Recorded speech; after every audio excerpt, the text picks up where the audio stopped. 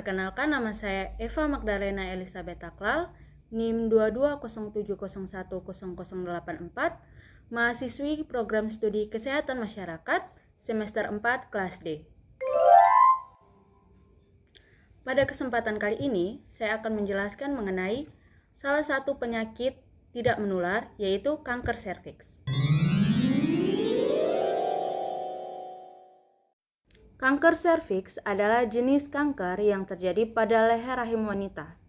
Kanker serviks merupakan keganasan yang berasal dari serviks. Serviks sendiri merupakan sepertiga bagian bawah uterus, berbentuk silindris, menonjol dan berhubungan dengan vagina melalui ostium uteri externum. Kanker ini umumnya disebabkan oleh infeksi virus Human Papillomavirus atau HPV yang menyerang sel-sel leher rahim. Kanker serviks adalah penyakit yang terjadi ketika sel-sel abnormal tubuh di leher rahim dan membentuk tumor ganas. Infeksi virus HPV merupakan penyebab utama terjadinya kanker serviks. HPV ditularkan melalui hubungan seksual dengan orang yang terinfeksi. Jika infeksi HPV tidak diatasi, sel-sel abnormal pada leher rahim dapat berkembang menjadi kanker seiring berjalannya waktu.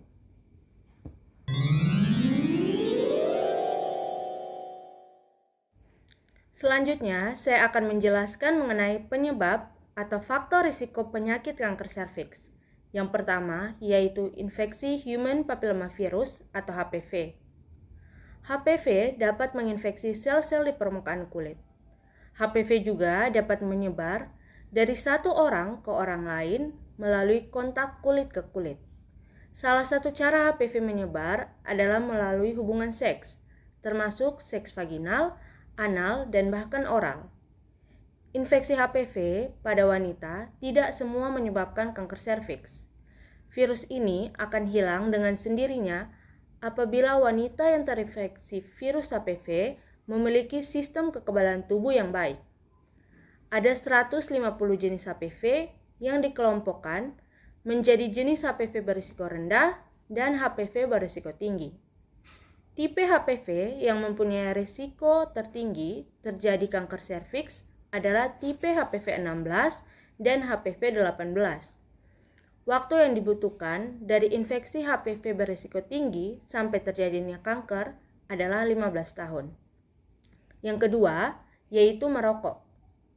Wanita yang merokok mempunyai risiko 2 kali lipat lebih tinggi terkena kanker serviks dibandingkan dengan yang tidak merokok. Bahan karsinogen spesifik dari tembakau dapat dijumpai pada lendir serviks wanita yang merokok. Merokok juga membuat sistem kekebalan tubuh kurang efektif dalam melawan infeksi HPV. Faktor risiko yang ketiga yaitu sistem kekebalan tubuh yang lemah. Sistem kekebalan tubuh yang sehat biasanya dapat melawan infeksi HPV dan membersihkan virus dari tubuh. Namun, pada orang dengan sistem kekebalan tubuh yang lemah, virus HPV lebih mudah menetap dan berkembang biak menjadi kanker serviks. Yang keempat, yaitu infeksi chlamydia. Chlamydia adalah jenis bakteri yang dapat menginfeksi sistem reproduksi dan menyebar melalui kontak seksual.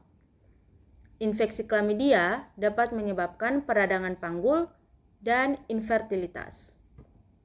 Yang kelima, yaitu hubungan seksual. Berdasarkan etiologi infeksinya, wanita dengan pasangan seksual lebih dari satu dan wanita yang memulai berhubungan seksual sebelum usia 18 tahun mempunyai risiko 5 kali lipat terkena kanker serviks. Hal ini disebabkan karena sel-sel mukosa pada serviks belum matang. Sel-sel mukosa wanita baru matang pada usia 20 tahun ke atas. Sehingga, jika wanita melakukan hubungan seksual pada usia di bawah 18 tahun, sel-sel serviks masih rentan terhadap rangsangan, sehingga tidak siap menerima rangsangan dari luar yang bisa menyebabkan sel-sel mukosa bisa berubah sifat menjadi sel kanker. Faktor risiko yang keenam yaitu riwayat ginekologi. Hamil di usia kurang dari 17 tahun dan melahirkan anak lebih dari 3 juga merupakan risiko tinggi terkena kanker serviks.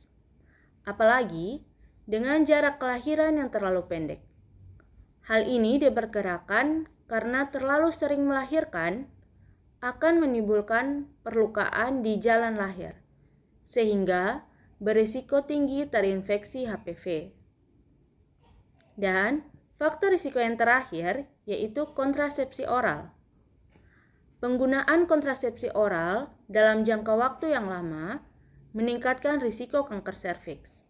Penelitian menunjukkan bahwa semakin lama wanita memakai kontrasepsi oral, risiko kanker serviks semakin meningkat.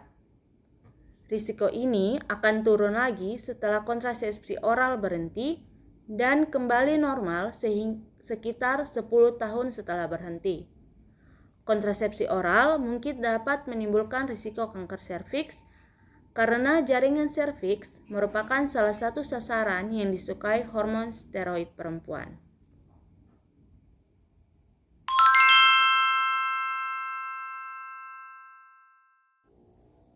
Kanker serviks umumnya dibedakan menjadi 3 jenis, yaitu karsinoma sel squamosa, adenokarsinoma, dan karsinoma adenosquamosa. Dari ketiga jenis kanker serviks, yang paling sering ditemukan adalah karsinoma sel squamosa dan adenokarsinoma. Sementara itu, jenis kanker yang merupakan campuran karsinoma sel squamosa dan adenokarsinoma atau sering disebut sebagai karsinoma adenosquamosa jarang ditemukan.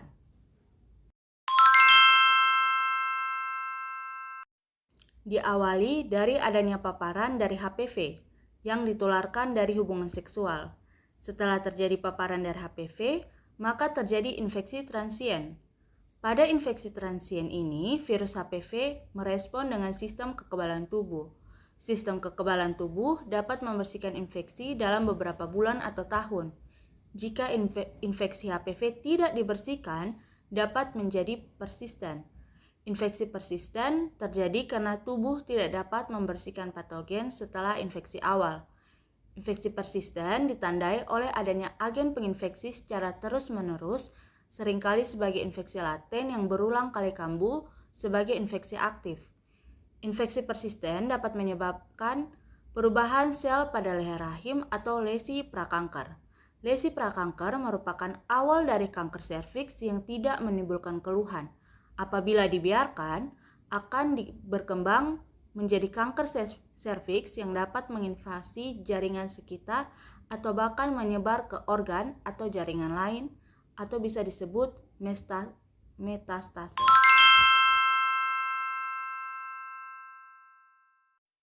Dalam 3 tahun terakhir, dari tahun 2020 hingga tahun 2022, sebanyak 3.914.885 perempuan usia 30 hingga 50 tahun atau 9,3% dari sasaran telah menjalani deteksi dini kanker leher rahim dengan metode inspeksi visual asam asetat. Deteksi dini tertinggi dilaporkan oleh Provinsi Nusa Tenggara Barat sebesar 34,1%, diikuti oleh Sumatera Selatan sebesar 33,5% dan Kepulauan Bangka Belitung sebesar 27,8%.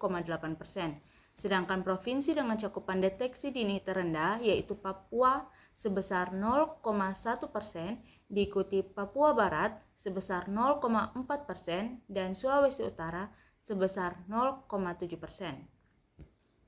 Pada tahun 2022, dari 2.175.314 perempuan usia 30 hingga 50 tahun yang telah dilakukan deteksi dini kanker leher rahim sebanyak 7.869 atau sebanyak 0,36% hasil pemeriksaan inspeksi visual asam asetat positif dan sebanyak 1.232 atau 0,06% yang dicurigai kanker leher rahim. Pada tahap awal, biasanya kanker serviks tidak menimbulkan gejala. Gejala sering tidak disadari hingga kanker telah menyebar lebih jauh dan telah menyebar ke daerah di sekitarnya. Gejala yang timbul akan semakin banyak apabila kanker serviks telah memasuki stadium lanjut.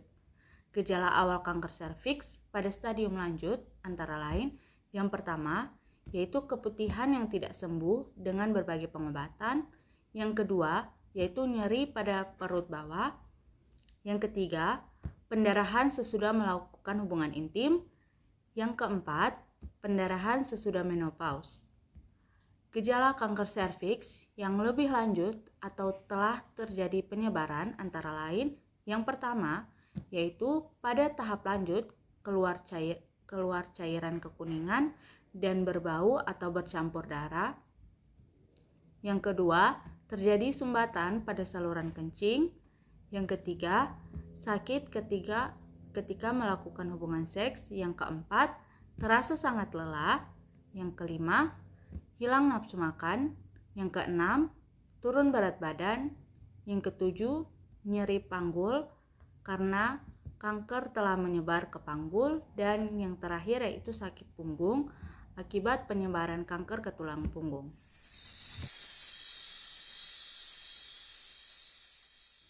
Pendeteksian kanker serviks dapat dilakukan dengan menggunakan beberapa tes sebagai berikut. Yang pertama, tes pap smear. Pemeriksaan rutin pap smear adalah salah satu cara pemeriksaan sel leher rahim yang dapat mengetahui perubahan perkembangan sel leher rahim sampai mengarah pada pertumbuhan sel kanker sejak dini. Yang kedua, deteksi dini dengan inspeksi visual dengan asam asetat. Selain pap smear, metode yang sederhana ini mulai sering diperkenalkan untuk mendiagnosis kanker serviks. Metode inspeksi visual asam asetat dilakukan dengan cara melihat langsung serviks yang telah diolesi larutan asam asetat 3-5%. Perubahan warna pada serviks dapat menunjukkan serviks normal, berwarna merah homogen, atau lesi prakanker yang ditandai dengan bercak putih. Deteksi dini dengan menggunakan inspeksi visual asam asetat hendaknya dilakukan 1 kali pada usia 35-40 tahun. Apabila didapat hasil yang positif, maka setelah pengobatan dianjurkan pemeriksaan ulang setahun kemudian. Apabila hasil negatif, maka dapat melakukan pemeriksaan ulang setiap 5 tahun. Yang ketiga, yaitu tes HPV. Tes ini menggunakan teknik pemeriksaan molekuler. DNA yang terkait dengan HPV diuji dari sebuah contoh sel yang diambil dari leher rahim atau liang senggama. Selanjutnya yaitu pencegahan penyakit kanker serviks. Bisa dilakukan dengan berbagai cara. Yang pertama yaitu melakukan hubungan seksual dengan aman. Yang kedua, menghentikan kebiasaan merokok bagi para wanita. Yang ketiga, mengonsumsi makanan sehat. Yang keempat, menerapkan pola hidup sehat. Yang kelima, menjaga kebersihan vagina. Yang keenam, rutin menjalani pemeriksaan pap smear. Yang ketujuh, melakukan vaksinasi HPV. Sekian penjelasan saya. Maaf bila terdapat kesalahan saat pengucapan. Terima kasih telah menonton video ini dan semoga video ini dapat berguna bagi kita semua. Terima kasih dan salam sehat.